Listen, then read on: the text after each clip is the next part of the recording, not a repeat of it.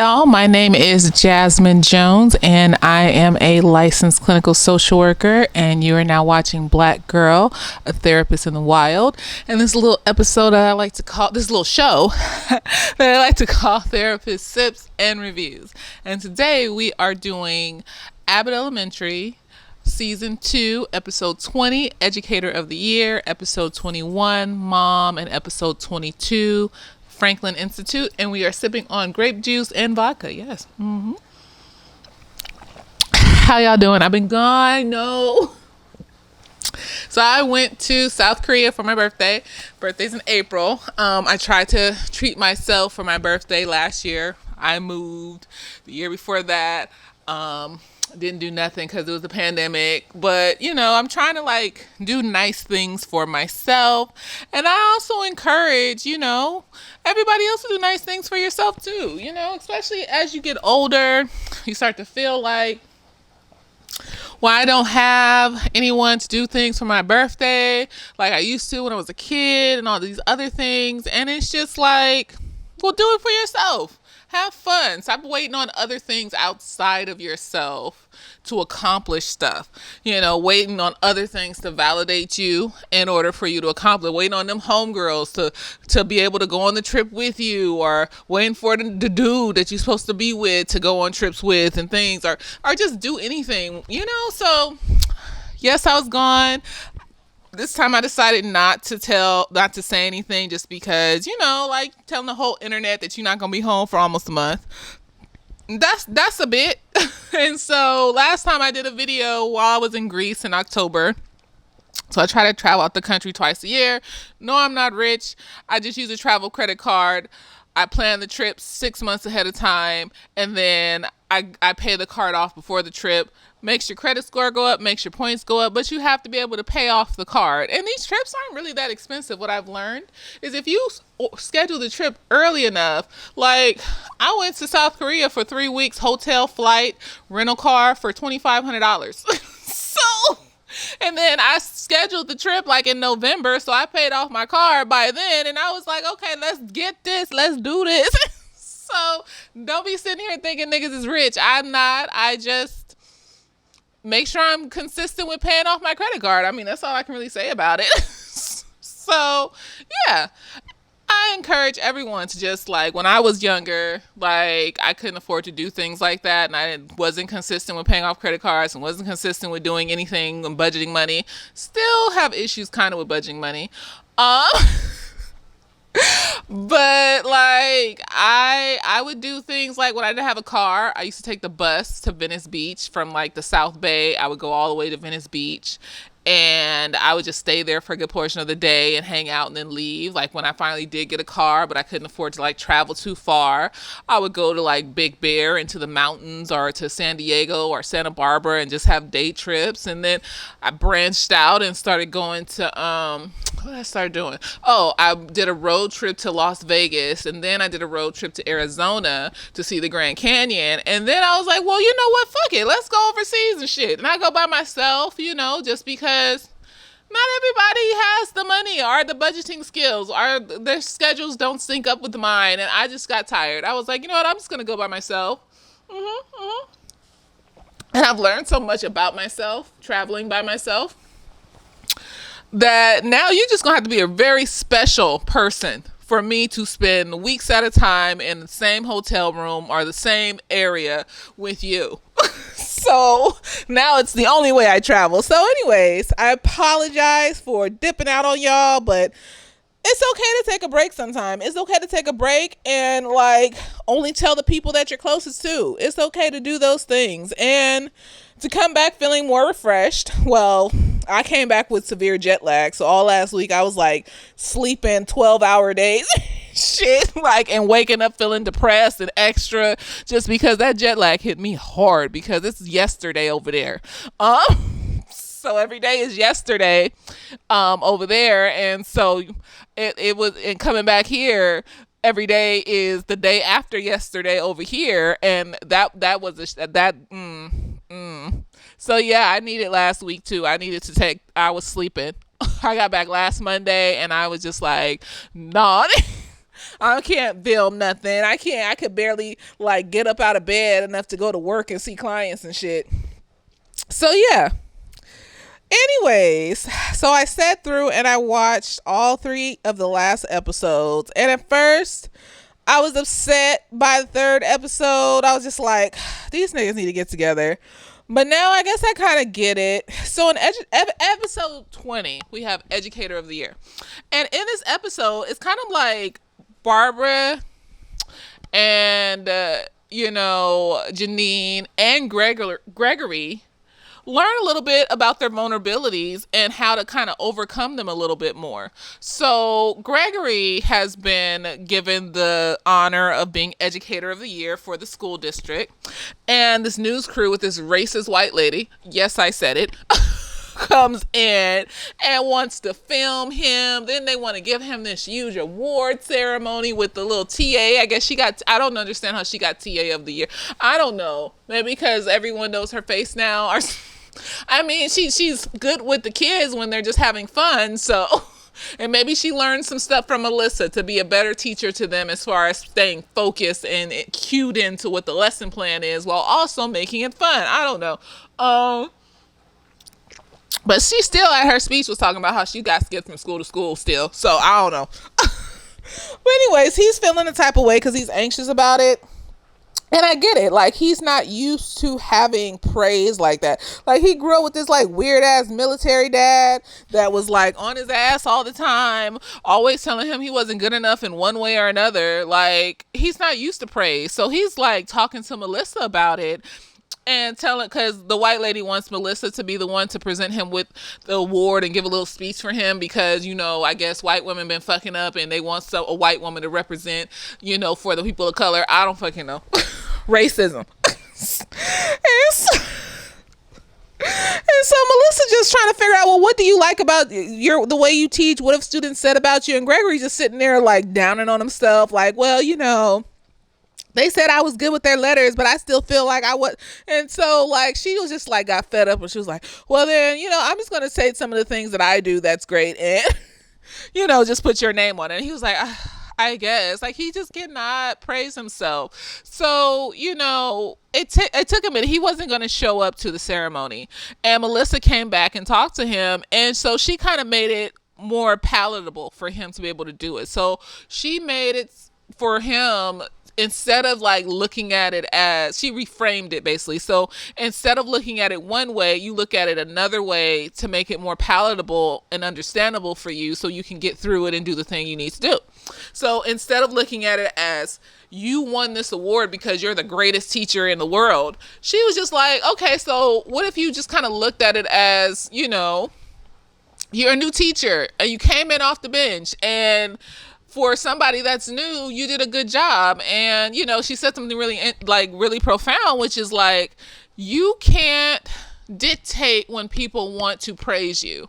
You can't dictate when they want to give you an award. All you can do is accept it and just be like, thank you for the praise. Thank you for the award. Now, I know this was really extra. Like, I would have probably been like 2 just because like big ceremonies around who I am as a person. Like, I could take a you cute, you beautiful every once in a while, or you do this good or you do that good every once in a while. But like, they had the children doing spoken word and singing in a choir about him. And I could see how that would be a little much. If you're not used to praise, you got to baby step into that shit.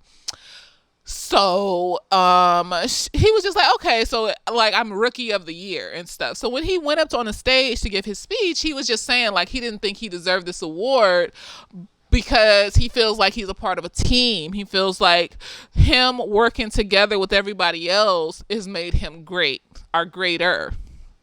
Which is a vibe. It's valid. He's not there yet where he can just fully accept that he's a great person and the things that he does. And if the kids like him, like the kids didn't just come up and say, we're going to do spoken word for no reason. Like just because the other teachers, like these kids sat down and wrote poems for this man. Like they think he's great. Like I saw this meme earlier and it was like this parent and child.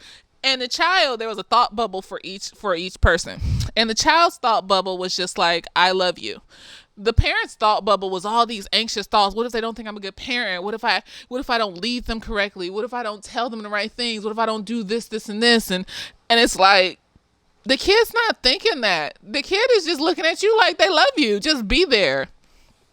Be a decent person. Be a decent parent, And excuse me, make sure their basic needs are met while also their emotional needs are met as well, and you doing it. Like, you don't make mistakes. If you make a mistake, explain the mistake. Because the mistakes, let them know that it's okay for adults to make mistakes, that adults are not infallible and all this other stuff. And to show them that adults can apologize and adults can own up to their mistakes and things like that. So, it's okay. And so Gregory, is doing his best, and he accepted his award. And I thought it was really cute how they kind of pulled it all together to help him better understand that he's a great person in a small baby steppish way. I mean, like, Melissa didn't have to go as hard when she was saying, well, I mean, you're not even the greatest teacher in this school. And but I don't know, because that's what he's used to.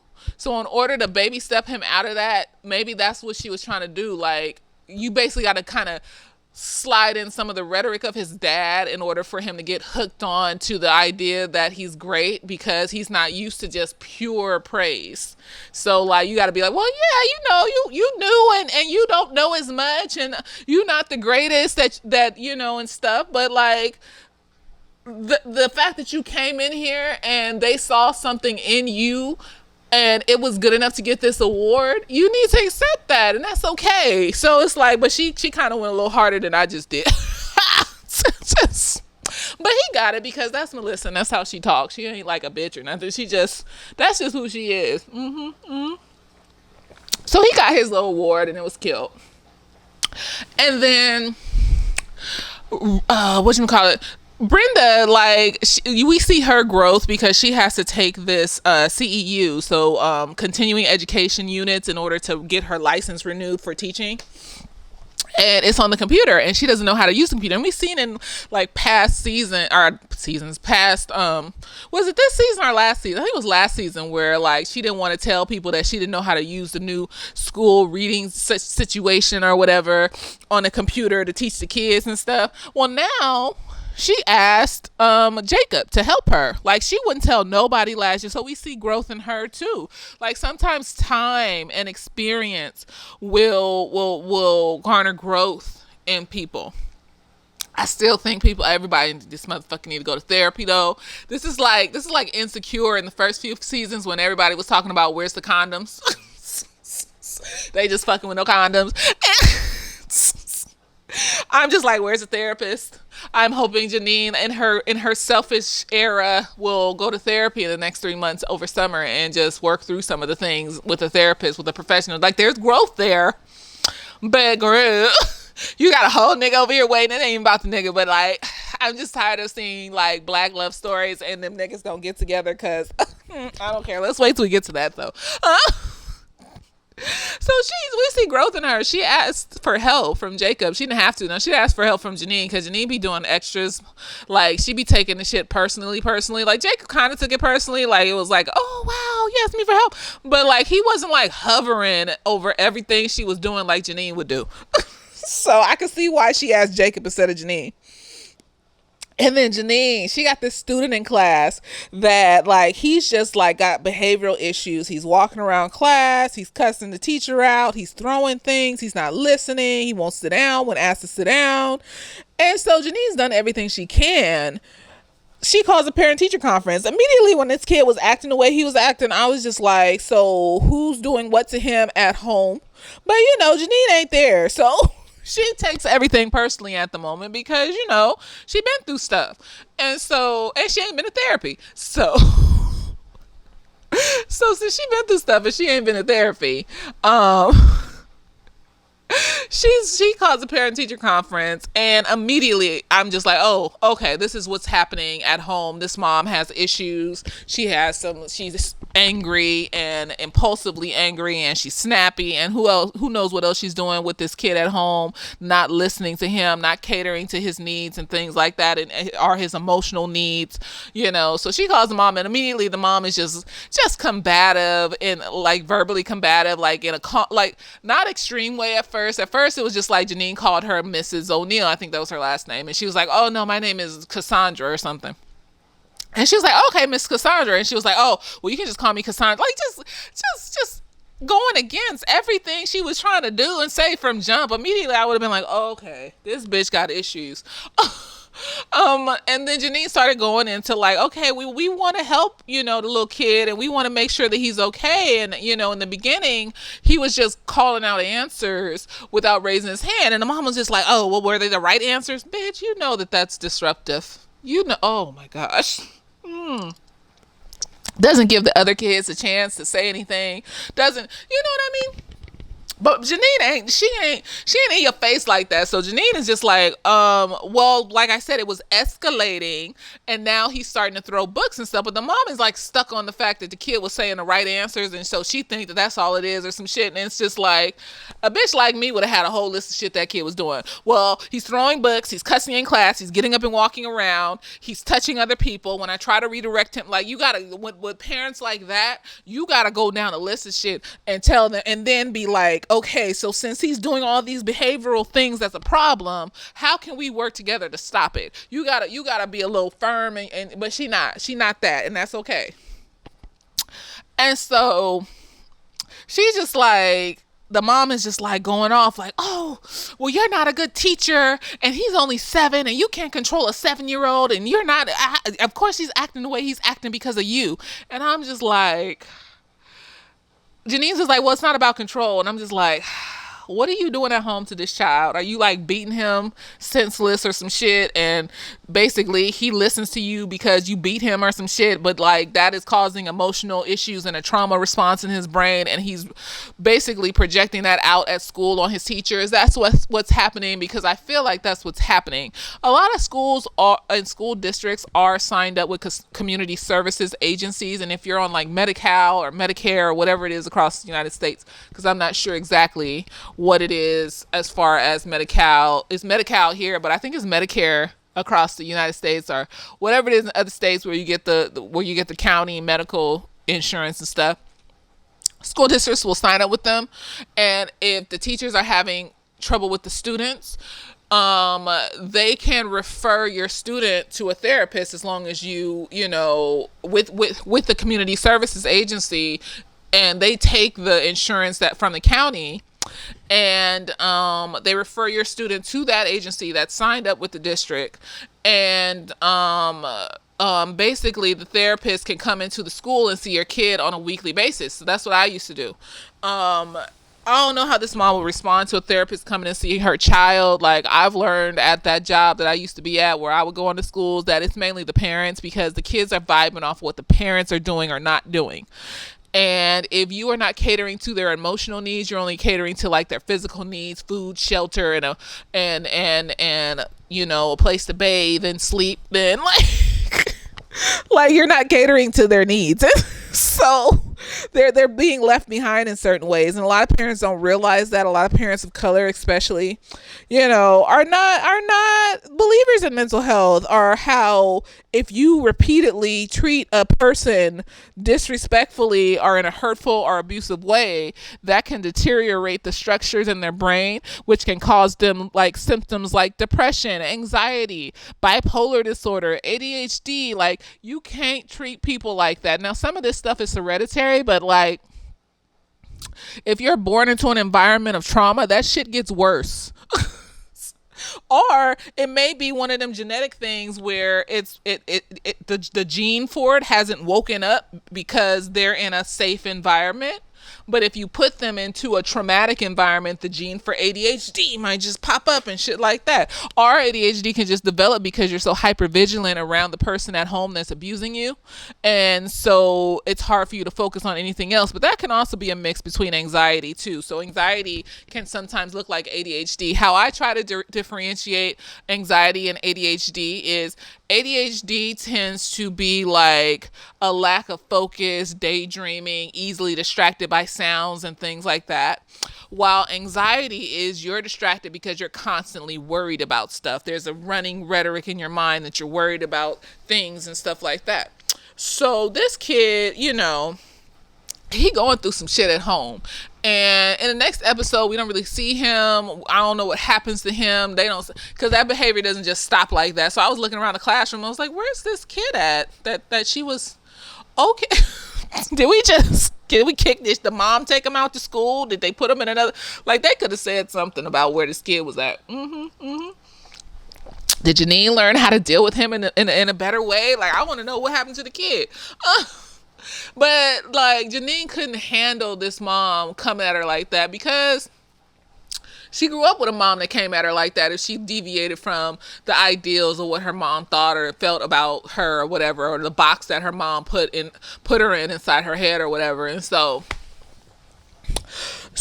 like, she couldn't handle, like, she was being re-traumatized and shit. So basically, like, the mom leaves, and then she's crying in her classroom, and Gregory sees her, and he like is like, "Oh, okay," and he takes her to Barbara, and Barbara like talks to her. And I love how these characters are getting closer, because in the beginning it's like they were close, but there was this hint, this air of annoyance around Janine. Like, we care about you, but you annoying and shit. Like, but now it's like we see that there's a deeper level of care. Like, Barbara has become truly her work mother, and Jacob has truly become Gregory's friend, and they're close. Even though, you know how I feel about Jacob. As long as he stays the magical white friend that gives advice sometimes, just stay in your place, Jacob. And the thing is that Janine is growing. Like, she planned her own little solo trip to Maryland, I know it's not Maryland, but that's how it wants to come out. Maryland. I think Maryland. There you go, Maryland.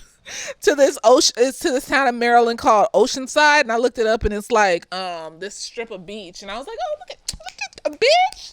At her going on a little solo trip, saving her money, doing something nice for herself. And she was trying to put herself down before everybody else could put her down. But everybody else was like, "No, Janine, that's the vibe. You going on a solo trip. You doing something nice for yourself." Like, it's like she's growing and changing and evolving and learning how to love herself by just stepping outside of the box and doing shit she's never done before and seeing if she likes it. And that's how you learn how to like yourself, is sometimes you just step out the box and try things. And then sometimes you just lean into the stuff that you already like, that's not toxic or addictive. Sometimes it's a conglomeration of all the stuff. And then you just learn that you like the shit. Like, I'm always wearing cartoon character clothes, because cartoons have always been a comfort space for me, especially when I was a kid. And like, everybody kept trying to make me feel bad about it or make me seem like I was childish. And I'm just like, no, like, this is some shit I like. So, my style is going to be like, apparently it's a style that's called kidcore. I didn't know that's how I was dressing. These Gen Z people be naming stuff. But then I looked it up and I was like, oh, yeah, that is kind of how I be dressing. Oh, you know what? Yes. Like, my style is like a mix between cottage core, fairy core, and kid core. Look that shit up. I'm not explaining it. And it's like, I enjoy it because I've always liked magical things. I've always liked cartoons and kids stuff. I've always liked the forest and the woods and the cottage, like in the middle of the woods, witch life. Like, when I get married, like, I want it to be like a small wedding in the middle of the woods. And it's like alcove situation with fairy lights everywhere, and like just like a whole fairy cave situation. I don't know, trees everywhere. I can't imagine it, but it's gonna look nice, and that's what I want. And it's like, I wouldn't have guessed that that's something. I didn't even think about how I would want my future wedding to look when I was like in my 20s. Like, all I thought about is I just want a nigga. I'll do anything to get a nigga. Whatever nigga wants to come my way that I'm marginally attracted to, because I still had to be attracted. I've never liked hideous. Like, they could be poor. Apparently in my 20s, they could be poor, but they can't be hideous. At least be marginally attractive. So I still had some kind of boundary, but it wasn't much. And then as I learned to like myself, as I traveled by myself more and learned what I liked and what I disliked, and I learned how to like get through things and understand myself better, go through stuff. Like, I was always scared driving, but like now, because I travel and I rent cars when I travel. So I try to go to like first world countries because I'm by myself, and I can't be out there in nobody's taxis and Ubers and in another country, whether it's first world or third world or whatever. And a lot of third world countries don't have rental cars because white supremacy and colonialism have destroyed a lot of these countries of color in the world, and so the infrastructure is just not there to have rental car companies within their countries and things like that. And so I try to stick to like first world countries of color at this point. I don't really want to go to Europe. I'm not excited about Europe. I went to Greece and it still felt like I was in the Middle East. So I'm just not excited about Europe. Like, I want to hit like a bunch of countries of color and see how people of color live their lives. Like, what do y'all do in your countries? Like, people that were born and raised with a concrete culture that nobody has tried to siphon from and create and turn it into something else over the centuries. Like, I was watching this TikTok and it was talking about how I was feeling it. And it was talking about how this white woman came on and she was just like, so are we just now all supposed to act and talk like Gen Z and da-da-da? And then this black woman stitched it and she was just like, that's how black people talk. That's AAVE. Gen Z is copying us. Like, the woman was just like, my grandfather used to say period. Like, how you just gonna take up people's culture that they've cultivated through strife and trauma and slavery and all sorts of shit and diminish it like it's nothing. Every country takes our culture and turns it into some bullshit, and so like, I am fully embrace my African American culture, and I like to see how other cultures live. Like, I'm trying to still pick a country in Africa to go to that I would feel safe traveling alone in, because like I was like, I'm gonna go to Nigeria, and then I was immediately they were like immediately at the airport they try to bribe you, and I'm just like, I'm not about to be by myself. And the official niggas at the airport is trying, like, you driving around the country and like the police will pull you over and want money from, like, no, because like I need to go with somebody there. Like, Ghana I've heard good things about, but I don't know, like I have to research more. So, but I really want to go to a country in Africa. It's just I don't know which one to go to by myself. If y'all have any suggestions, yes. But yeah, it's like shit like that. Like, because I've driven in different countries, because these countries are small compared to the United States. Like, the United States, a state can be the size of a country overseas or some shit like that. Like South Korea, like I was in Seoul and it's not as crowded as Japan. Like, Japan is crowded. Like, you can't, there's no public parking in Japan. Like, yeah, no, like in Japan, you drive around and you go to like a park or an ancient situation or some shit. Excuse me, they have pay for parking. And then in the parking lot, you park in one of the slots, park back. I've learned how to park backwards, y'all. Like, going to these East Asian countries, they all park backwards. I've learned how to do that now. I was scared to do that before. Look at me learning shit. So you go in Japan, you park in one of these public parking lots, and this metal thing comes up behind your back wheel and locks your motherfucking shit. And I guess people try to just leave or some shit.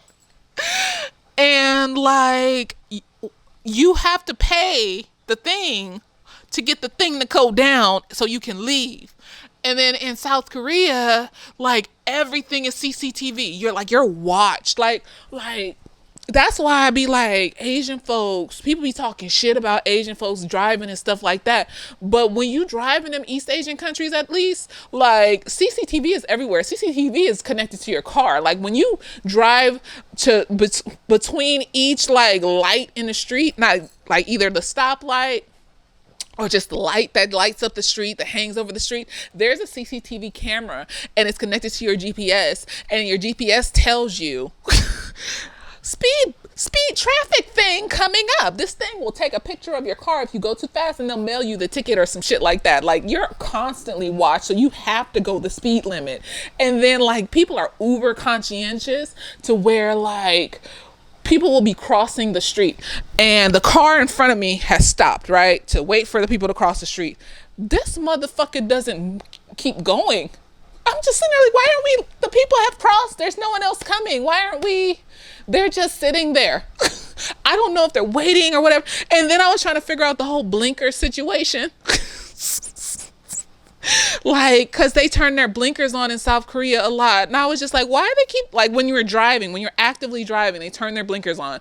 So I think it's a way to apologize if they cut you off, because they be cutting niggas off and shit. They still drive reckless and shit, but they just be cutting people off, and they don't really be speeding like that. They just cut you off because there's so many people. And then they'll turn their blinkers on. I don't know to apologize. I don't. So there's like this weird dichotomy between like conscientious driving, you're always being watched, and then niggas that just cut you off, just and you come over here and there's none of that. There's like people speed as fast as they fucking want, and maybe the police will see them. You know, people is like you like you people go over the speed limit all the time. It's no big deal. It's like, you know, it's whatever. Like, you can get pulled over or not. Like, and then you wonder why you driving behind an Asian, and you wonder like, why are they driving so slow? And it's like, because like over there, like if they don't go to speed limit, the camera will see them and they will go get tickets and shit, like mailed to their home. And then like they quit that shit here because niggas was suing and saying it wasn't them. But over nah, it's too small. They can put that shit everywhere because it's so small. And so like Asian people coming over here is like us driving around Tijuana with no stoplights and shit.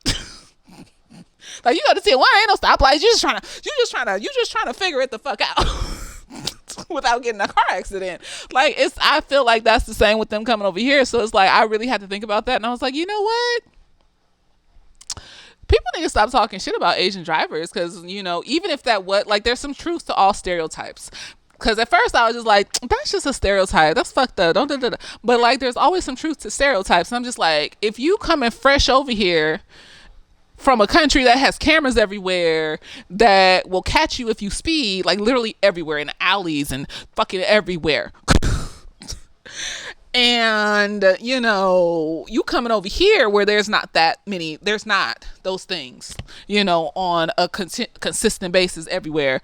Yeah, you gonna be driving funny. You gonna be confused. The fuck? So y'all need to stop talking shit. Like, y'all need to actually go experience the place and understand what's happening, so that you can understand why somebody would like come over here and be different. Like, even in Greece, that was like driving into Tijuana.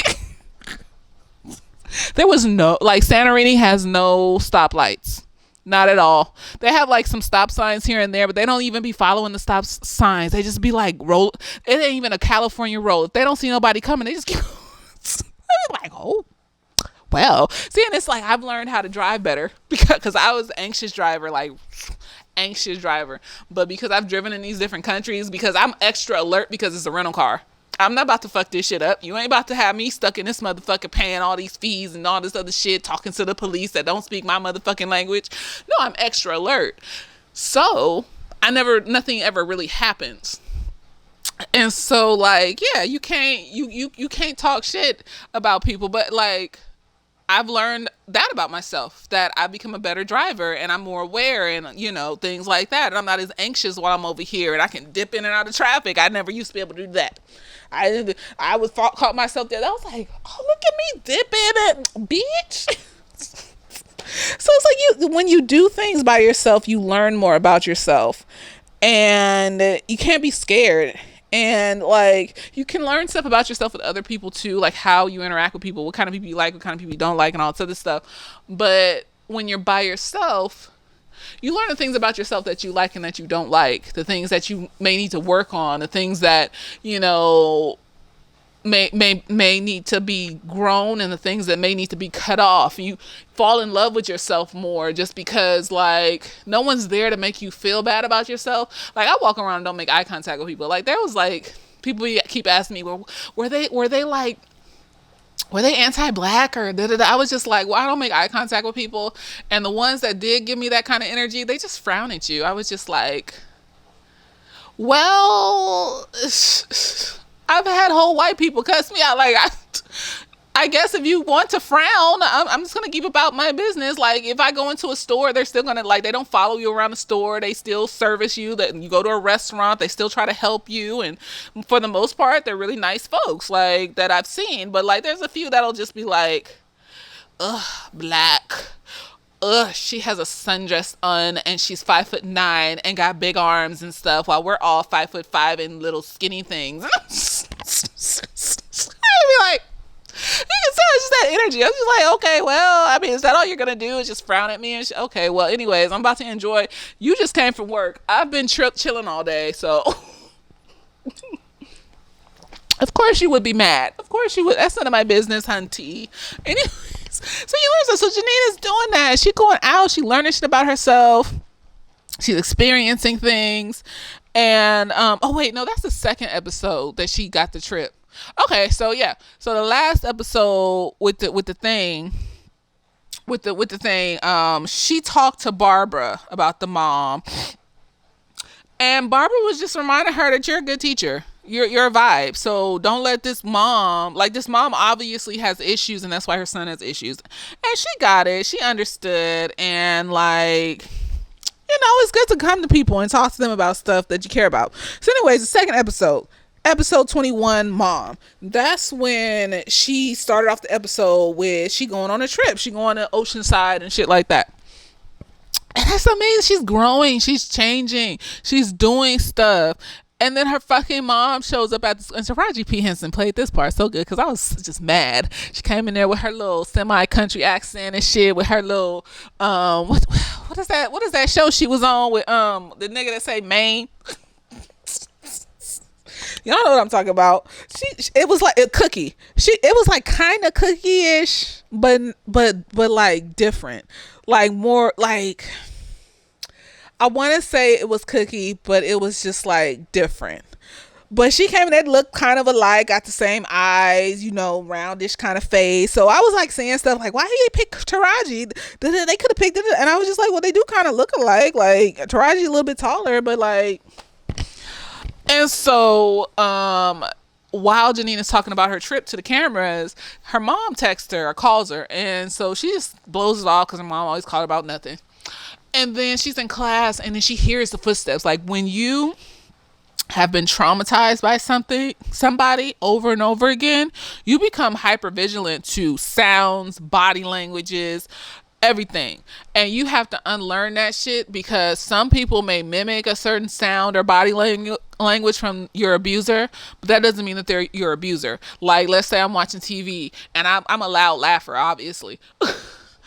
But because it's loud and you are triggered by loud noises, that takes you back to your traumatized space and you're reacting as if you're being abused again, whether that means, getting really anxious, panic attacks, isolating or whatever. And so she recognized her mom walking down the hall. And her mom come in the room and she's like, I miss my baby, gaslighting, love bombing with her emotions and stuff like that. You're just so great and wonderful. I was like, what does bitch want? Immediately, that's what I thought. I was like, what does this bitch want? She wants some shit. Like she's a user. She just uses this child. And I was just like, Janine, you need to get your shit together. And so as they're talking, mom is this is how insidious trauma and manipulation is. They know you so well that most of the conversation doesn't even have to be about the thing that they want. They just drop a crumb and just be like, and then anyways, you're doing so good and so great that my phone is, off and, or my phone is about to be turned off and I need $600 to And like Janine is immediately hooked because that's her trauma, is fixing and people pleasing because she was always trying to do that for her mom and keep her mom together and all this other dumb shit. And so that's all Janine hears. The mom keeps talking, like Taraji keeps talking about nothing after saying that little statement about the phone, but all she hears is the phone. So she interjects and she's like, what's wrong with your phone? Da, da, da. And she's like, it's about to be turned off, but that's okay. You don't have to worry about it. Okay, bitch. I was like, okay, bitch. I hate you. I was like, Taraji played that part good because I hated that bitch. I was like, what do you mean?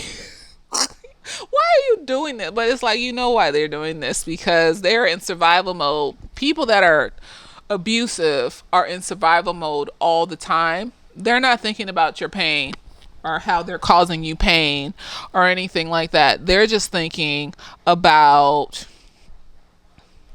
how to stop the pain that's inside of them that they've never acknowledged or took care of or took responsibility for. They're putting their responsibility for their pain on other people. Well, you need to do this for me because I'm your mom, and I've been through things. She's gonna try to take a selfie with the bitch and then be like, oh, I can't send it to you because they just turned my phone off just today when you came when you took the selfie. It's just off.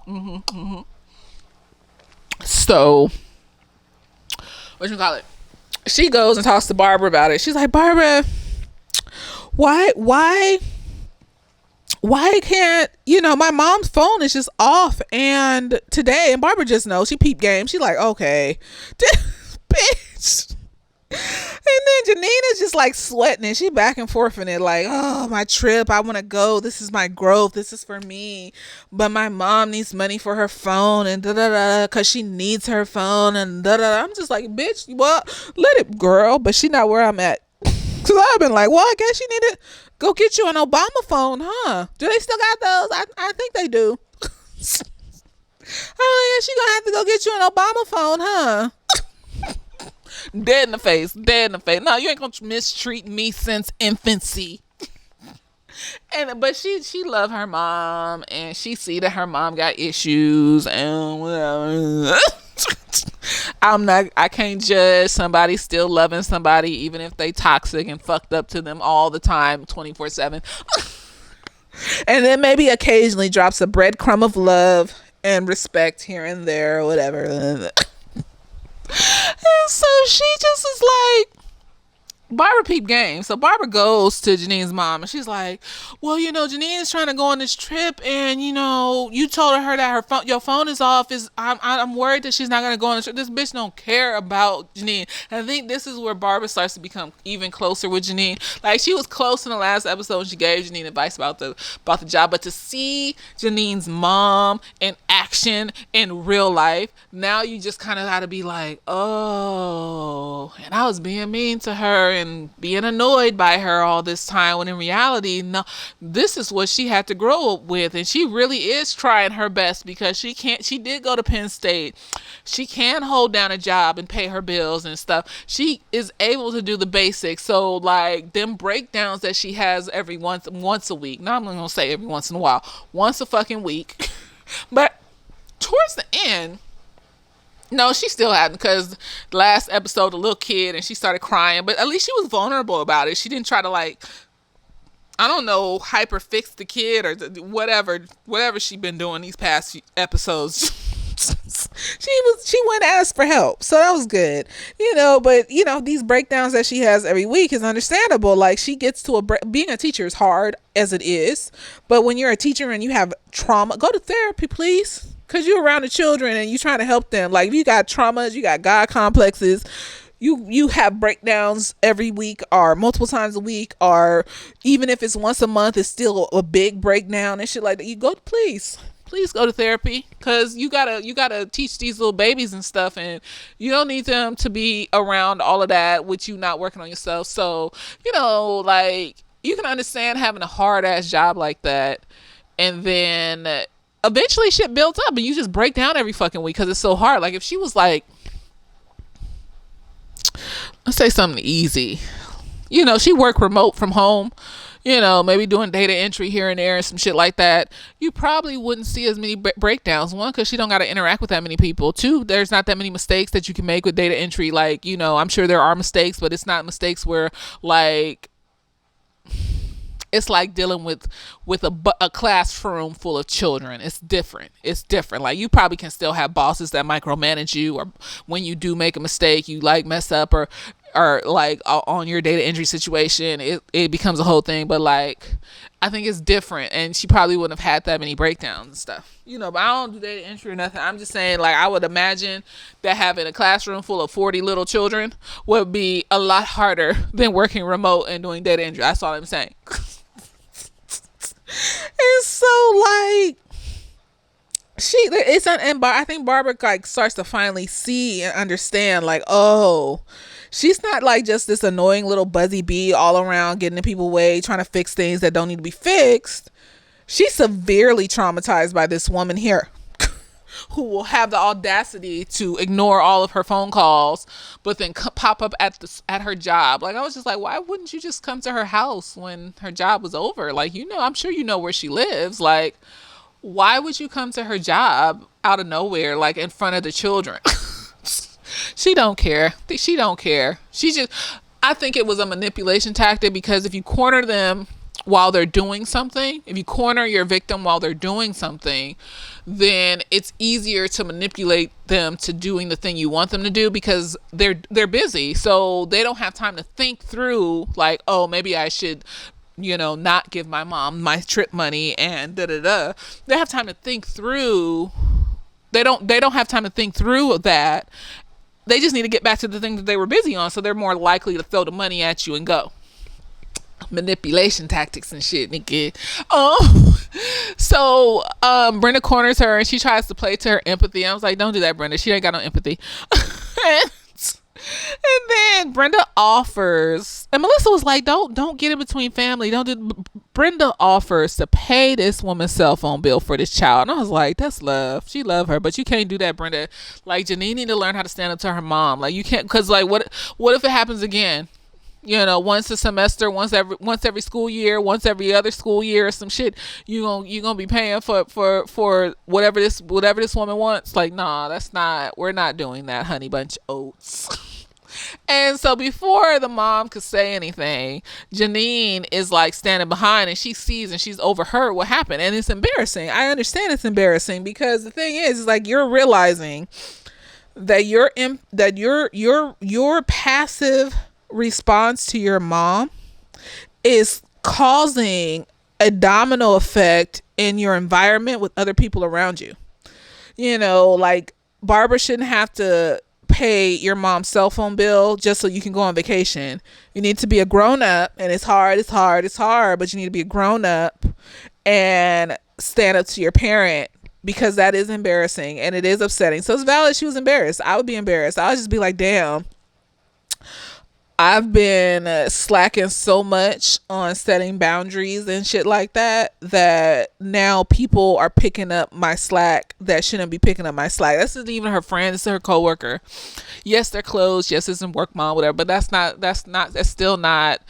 boundary. That's still not okay. And so she pulls her mom into her classroom. Her mom's trying to make up some stupid ass story like, this bitch came at me and she was all in my face and da da da. And I was just like, we know that's not how Barbara is. Janine done known Barbara all this time. She knows you're lying, honey. And so basically she sets a boundary with her mom, and low-key I wouldn't have given her shit. I would have been like, you're gonna have to get an Obama phone. I don't know what to tell you. You need to leave this my place of business though, because I have other things to do. But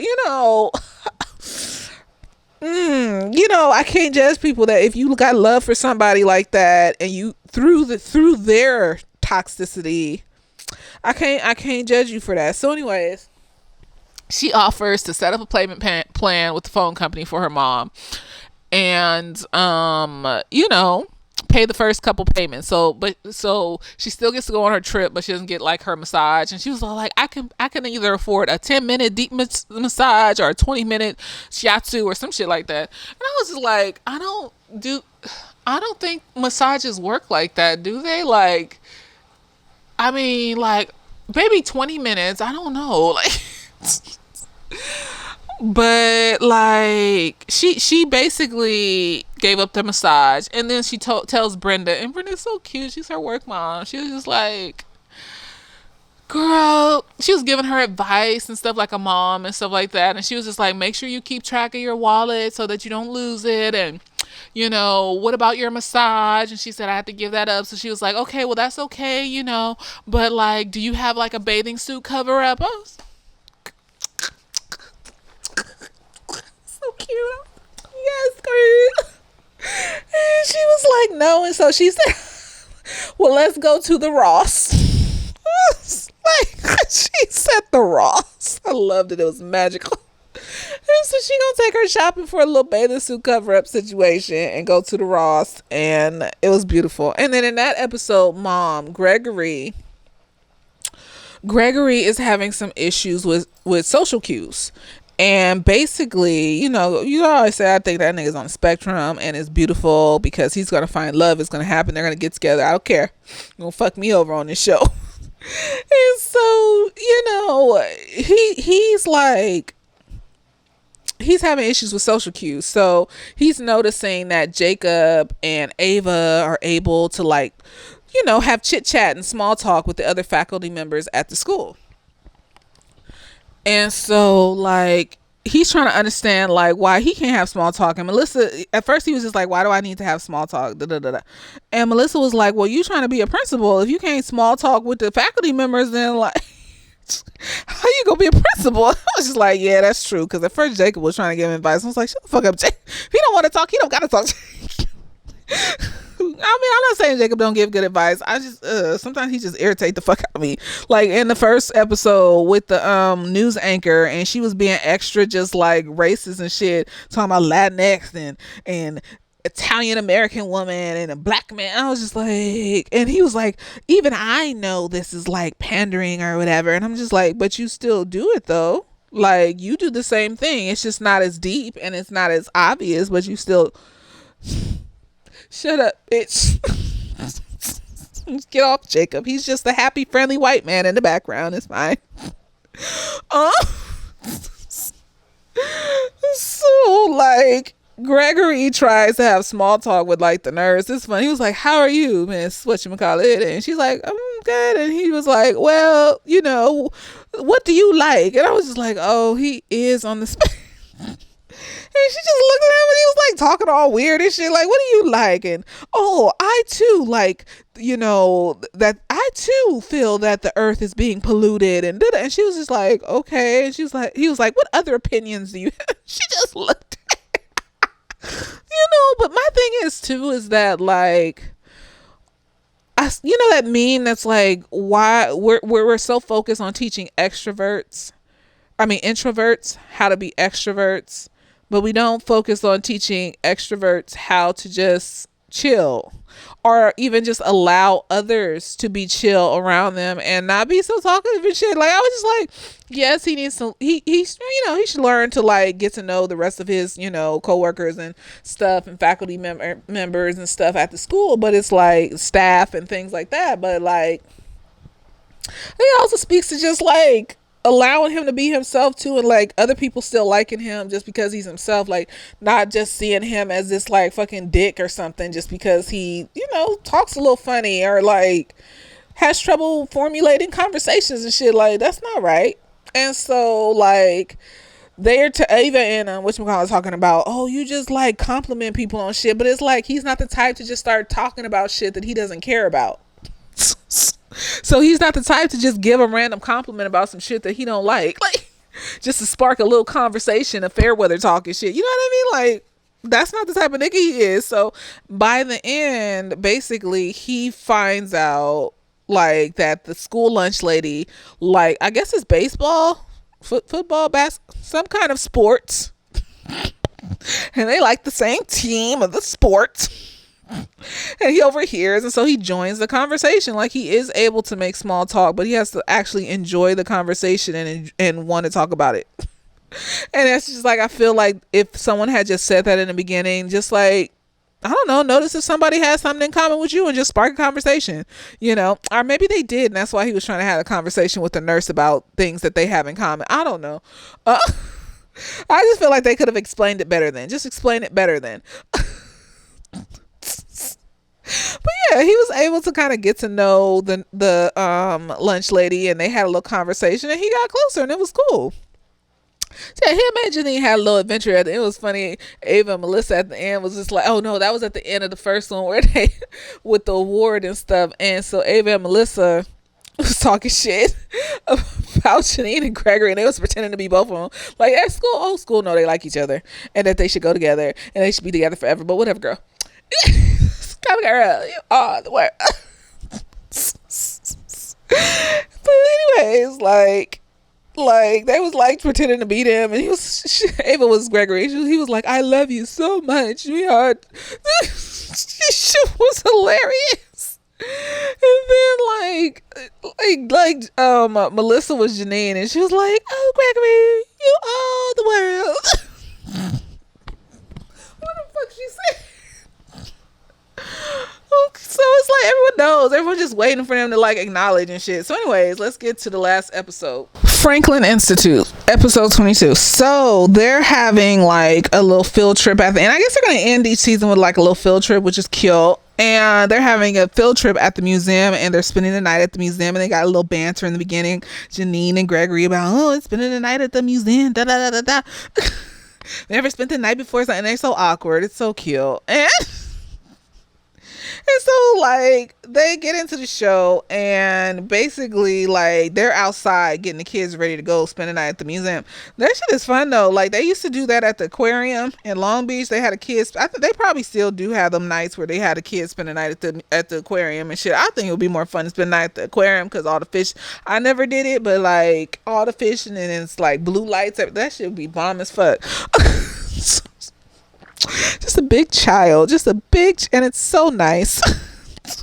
It's so like they're spending the night at the museum, and they had this running joke about night at the museum throughout the whole show. It's so funny. And so they're outside, and here come Maurice ass. Just, I mean, like we ended things, we squashed shit. It's whatever. He walking down the street in front of the school, like I guess he thought they was gonna be in class, and so like he didn't think she was gonna be out there. So she stops him, and she's like, "I just want to apologize again." He was like, "It's interesting how people say they want to apologize instead of just apologizing." Okay, Maurice. So she's like, "Well, I'm sorry for," and he was like, "That's okay. I guess we're both in our selfish era. I'm ghosting a girl, but now I feel bad about it." So, and she was just like, "I'm not selfish. I'm not selfish." And he was like, "Well, do you often bring the nigga that you kissed to meet at your nigga's restaurant where he liked to eat his ribs and shit, and to break up with him in front of the nigga that you kissed, but y'all not even together?" And she had to think about it, and she was just like, "Oh no, I don't want to be selfish and like hurt people and stuff." So then she like got all in her feelings about it, and basically changed up her whole attitude around Gregory when they got to the museum. She didn't want to talk to him when they walked in the door and all this. I'm just like, Janine, girl, it's not that. And Gregory trying to figure it out, so he's talking to Jacob, and then he tells Jacob that he kissed her and all this other shit, and Jacob's like, "Woohoo, yeah, they gonna get together," and he was like, "But she ain't trying to talk to me, and I don't know what's going on," and blah, blah, blah, blah. And like Janine dipping and dodging around him, and so finally, like his class was sleep next to Janine class, and Janine decided to move to Barbara class, and Barbara got this little CPAP mask on and shit that she ain't trying to tell nobody about. And earlier in the day, like Ava was telling the kids about aliens and shit, and the kids are impressionable, like especially the little ones, like they gonna believe that shit. Girl, shut up, this is not the time or the place. She like a big kid and shit, but she like more immature about it. Like she don't be thinking common sense and shit. She don't be considering how she impacts other people. There you go. And so like they all scared that an alien go come into the museum, or like I guess they seen Night at the Museum too. Or I mean, they be having them mannequins, them wax figures that look dead and shit. I don't like wax figures. They look like dead people. So like when I was little, I could never go into a wax museum. Now I can. Now it's like easier to deal with these things that look, it's like, it's uncanny valley-ish. They look like dead people, like you done stuffed some dead people. And then just posted them up in the wax museum. So I guess there's an air of scariness, like whatever, girl. So what was I saying? So finally, Gregory corners her in a little galaxy area where she moved her kids. She moved her kids next to Barbara and shit. And he's like, he was like, "What's wrong with you?" Because like Jacob earlier was like, "Well, what happened when you asked her what's wrong with her?" And he was like, and then Jacob was like, "Well, you didn't ask her." Like, this nigga, he blunt until he not. He's blunt until he's not. Like his emotions, dictate. I think his emotions dictate how blunt he is. It's so like, hey y'all, it's Editing Jasmine here. I took my braids out. I am doing the thing, and you should get an upload before the end of this week. But anyway, something that I forgot to mention was the bro hugs. Like I was saying, like the friendships are getting closer, and people are starting to like each other. Like Gregory and Jacob. Like Gregory was like off of Jacob for a minute, like because Jacob is just a lot, and it's like you know how I feel about Jacob. I'm not going to that though, but like the bro hugs and the fact that at the end when Janine said what she said about needing to work on herself and have herself a selfish moment and whatever the fuck, which I understand. I'm trying. He asked Jacob for a little bro hug, or no, he didn't ask. I think he just like hugged him or something. Wait, no, he asked. The first time when they hugged, it was after Jacob gave him advice to actually go ask her, like, why she was acting weird. And so he asked him for a bro hug. And then this time, I think Jacob offered. I don't know, but they hugged. They did the little bro hug with the little pat on the back or whatever. But then he leaned in and he had a deeper hug. He needed a hug, y'all. It was just showing black men having emotions and needing hugs and shit. I was watching this TikTok the other day, and it was talking about this black dude was talking about how, like, sometime last year he was going through a lot for like a smooth week. It was just horrible, and how during that week he just needed a hug. Like, if anybody would have just offered him a hug that week, it would have helped him so much. So you know what? Ask first, because some people are not huggers, even if they feel really, really bad. Like, for me, it depends on the person. It depends on my mood. Like, don't just hug me out of nowhere. That shit is weird. Just random people. I think it's because I've had so many experiences with guys, and they hug you, and then it feels inappropriate. You know what type of hug I mean. And you just gotta, like, stand there until they're done. And so now I'm just like, no, I'm not a hugger. No, I don't hug.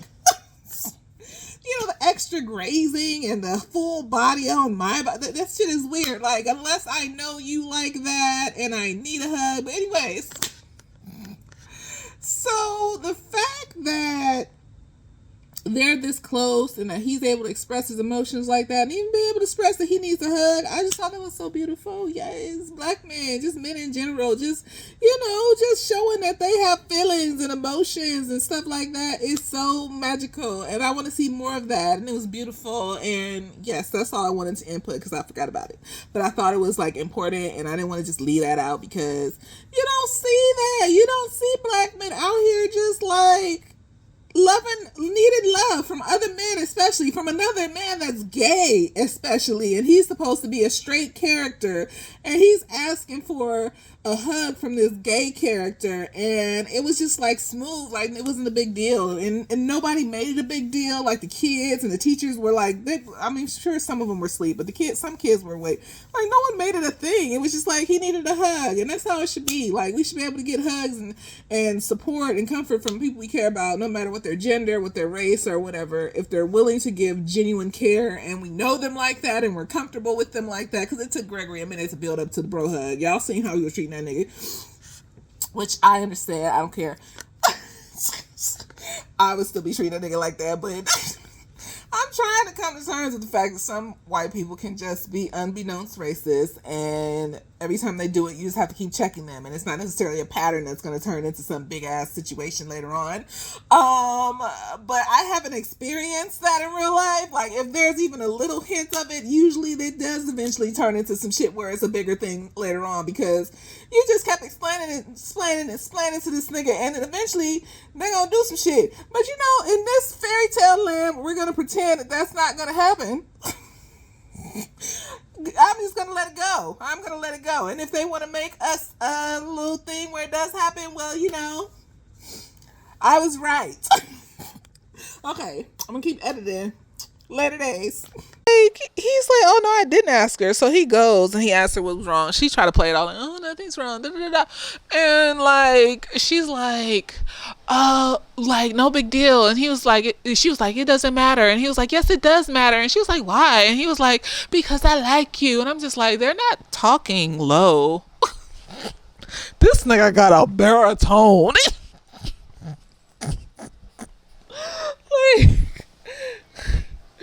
Like, this nigga has a baritone, nigga. Like, Everyone can. I know them kids can. At the very least, the children. Cause she was half walking away, and he was like, "Because I like you." Like, nigga, everybody heard that. Shut the fuck up.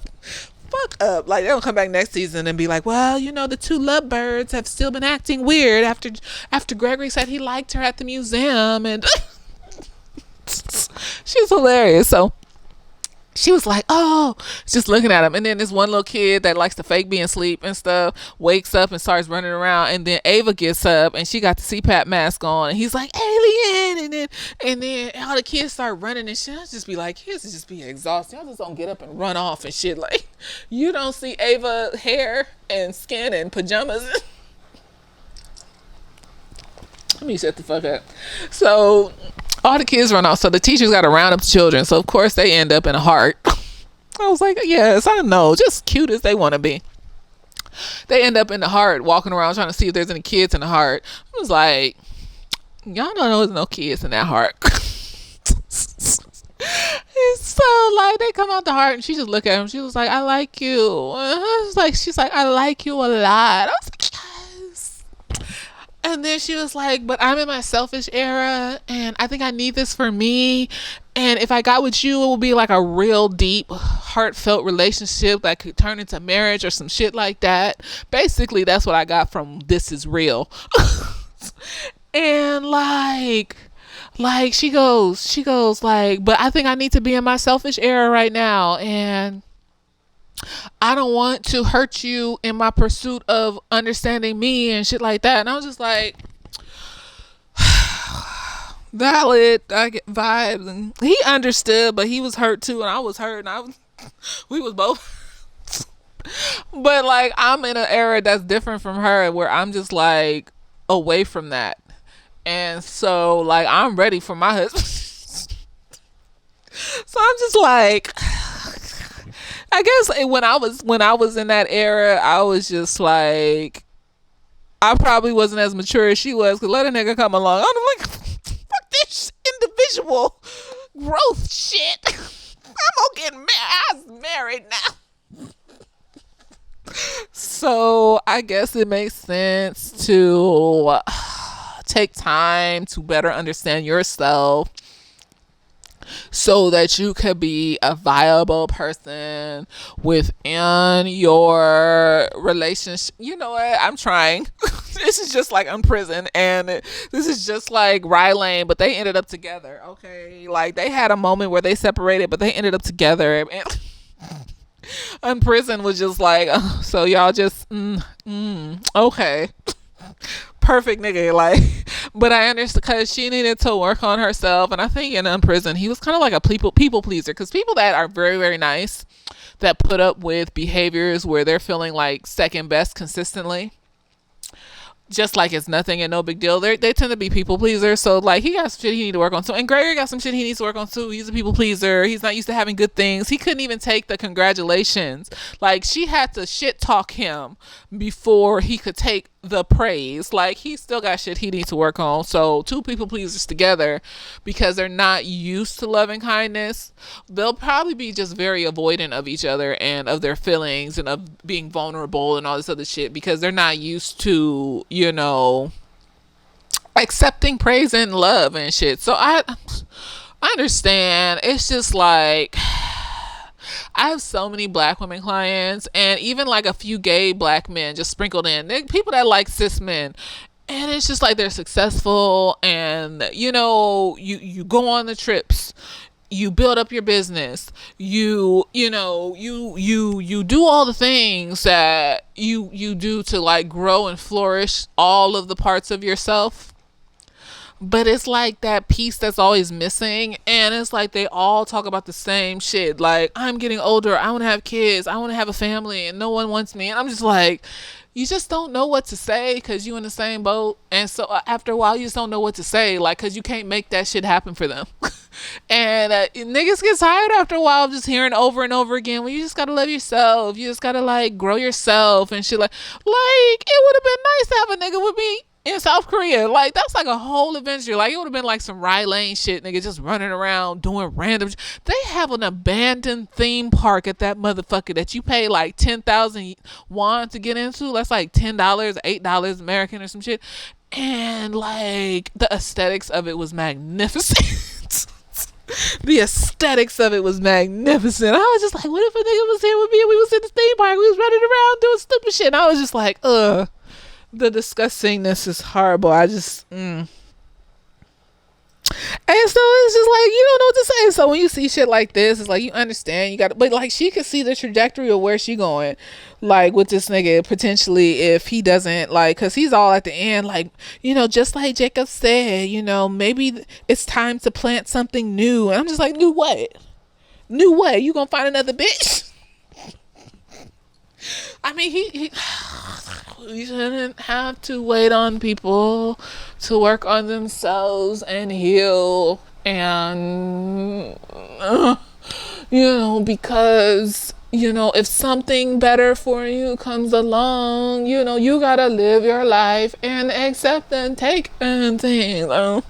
But like, I just feel like they're soulmates, and he could wait a little. Like, summertime is only 3 months. Like, he could wait a little bit and come back and see, like, maybe she went to therapy and she better and she had her whole phase and did her stuff and traveled a little bit and, you know, did stuff, you know. And it's like, she could, if that's the case, they supposed to end up together, because it's a show. You set up two people that are supposed to be, if they don't end up to motherfucker, that's why they gave us an Insecure, because that's how it started off. Like, why would you deviate from that shit? That nigga Nathan was out here still having emotional meltdowns and shit. Like, he didn't change. Like, my nigga Issa, like, when she first met Nathan was sneaking into that nigga's house and shit because he would be avoidant and leave out of nowhere. And he still did the same shit at the fucking baby shower, the party they went to at the end of the season. This nigga, like, she wasn't even trying to talk to her ex like that. Like, she understood, like, oh, you know, but I'm with Nathan, I'm gonna try my bestest and stuff. But it's like, this nigga approached Lawrence. Why are you approaching? What the? You starting problems. And they gonna be mad at. So it's just like, why would she end up with that nigga? He was still fucked up even after. Girl had the audacity to come to her birthday party and be like, oh, you look great. Like, nigga, fuck you. Go to therapy. Go do something. Go live your life. Go figure your shit out. So she ended up with who she started off with. Just like this bitch gonna end up with who she started off with. I'm just gonna write off this whole motherfucking show like Game of Thrones.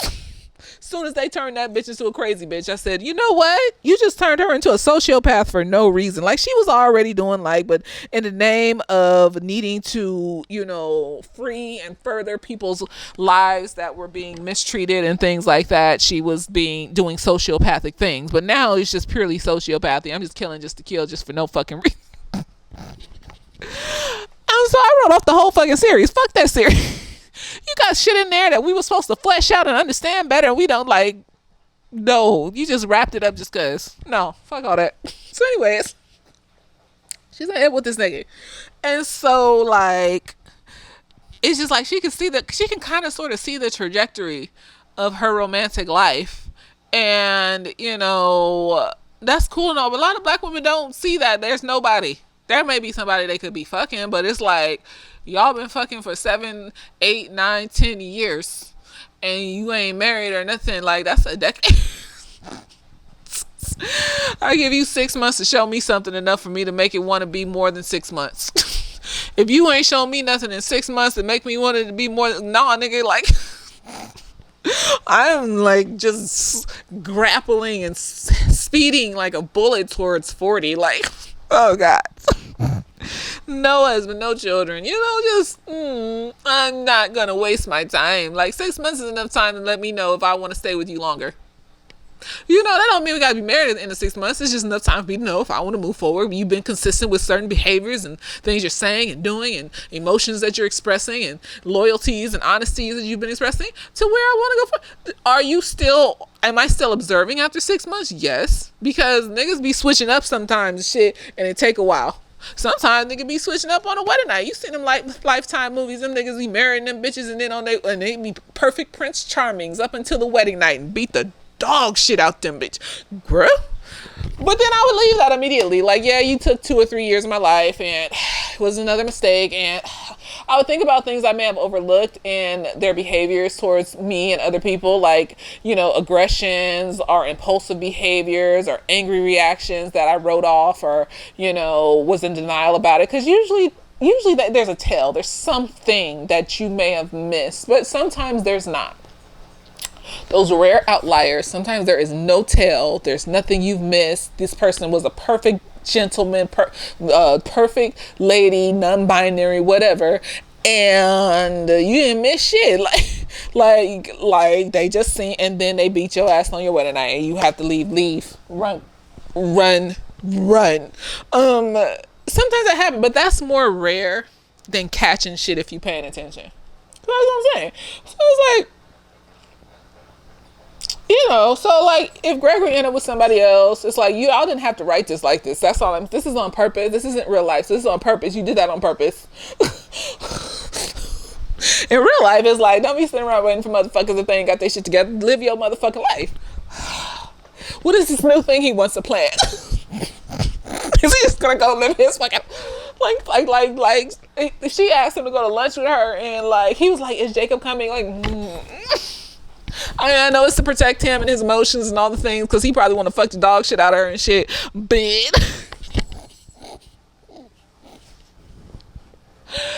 be with her and love her and marry her and all the magical shit. But y'all saw her face. That shit broke my heart. I was just like, oh, I know, girl. He got boundaries and he's being like consistent with his boundaries, because you're not ready, and he can't be this is supposed to mirror real life when it doesn't really have to do that like that completely. And just like in the office, like they ended up together, them two people, like in the office, the secretary and that other nigga, and they didn't end up together to the end of the series. And there is only so much cat and mouse that I can take. That's why I didn't finish The Office. I'm like, that shit is, how many seasons is that? Like 12, 14? I'm not watching all that shit from cat and mouse. They don't end up together, and then she end up with another nigga, and he end up with another bitch. It's just like, yeah, it's kind of sort of real life, but at the end of the day, it's like, y'all need to figure out a new way to make this shit work while still making entertaining television and shit. You know what I mean? Because it's like, turn it into a sitcom, like a family sitcom. Like why can't it just transition into some like family sitcom shit then? They get together and then we see their life together in a family kind of sitcom way, and it's still a good show. Like Martin, like him and Gina stayed together for a good portion of the show, and they was toxic though in some ways, and he kept making fun of fuck that nigga. Making some Family Matter shit. Some shit like that. We need more black families on the television being together and loving each other and still making good television and shit like that. You know what I mean? Like, or make it a transition to where, like, okay, the documentary ends when they get together and then maybe they transition into new teachers. You know what I mean? Like, I would want to see that. And then you see the, like, growth. I don't know. But, like, I can't. They black, so I can wait it out for a minute because they black. Like The Office is a bunch of white folks, and after a while the jokes got stale. I was bored. I was just like, why is this nigga Michael a boss? Like, and then I was just like, it's because he's white. Like, he was just doing some off the wall shit, and I would just be like, that reminds me of my fucking supervisor and shit. I had to stop watching that shit. I couldn't. I wasn't able to hold out until them niggas got together at the end. I was just so yeah. I mean, like, we'll see what happens in season 3.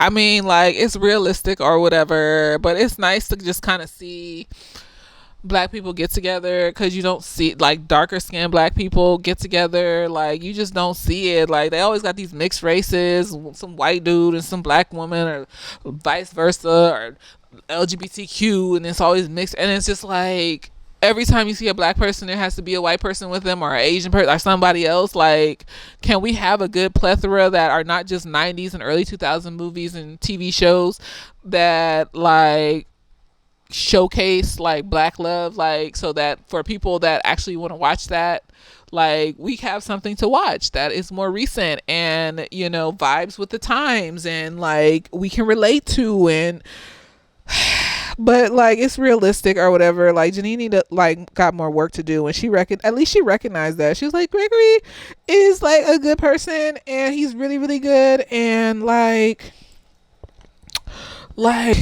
you know, I'm just not ready for him. And I was just, I mean, I get, yes, I mean, it's what I've been saying all season and the last season, and it's just they so close to it but so far. Like, I just want her to do like 3 months solid of therapy and come back a different